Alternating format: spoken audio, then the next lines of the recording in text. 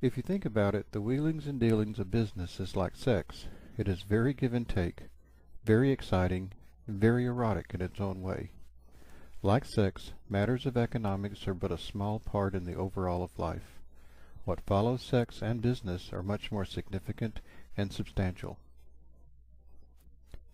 On the other hand, a democratic government is like the mind and the heart.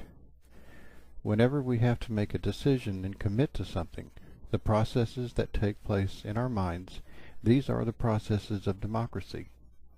As well, the sensitivities of the heart are the priorities of a truly democratic government.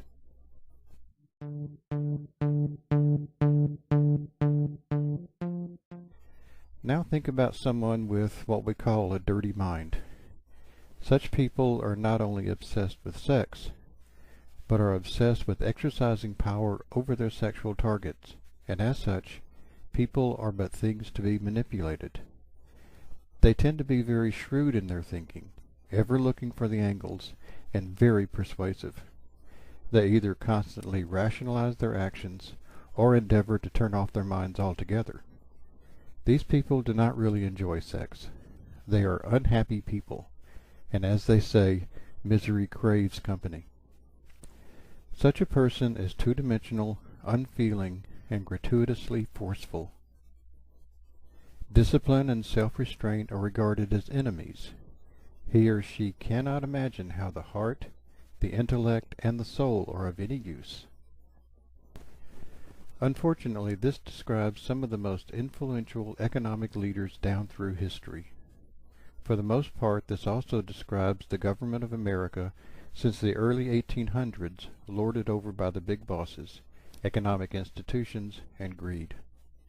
It pretty much began with Andrew Jackson when he, as it were, crawled in bed with his wealthy constituents.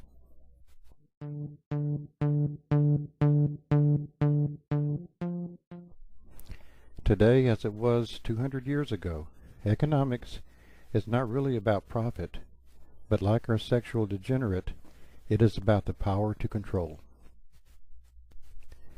The solution being offered is to drain power from the government. One way this is being done is by cutting taxes, especially for the wealthy. Another is by way of trickle-down economics. Another is by weakening the bankruptcy laws. As well, agents and saboteurs have been placed in the government, the same way one country would place operatives in another country. Mostly it is about turning people away from their hearts. Everything is to transfer power from the government and from regular people to the heads of economic institutions. This is like turning off your mind to be ruled by your passions, which is the cause of the problems in the first place. The result is insensitivity, depravity, and perversion. All you have to do is turn on the television or go to the movies, and there it is. To many economic leaders, your callousness, shrewdness, and idiocy is their path to power. Walk into any corporate office, and there it is.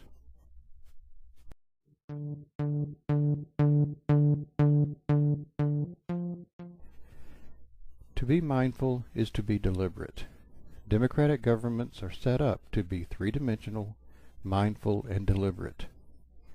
One of the functions of the mind and the soul is to temper the erotic.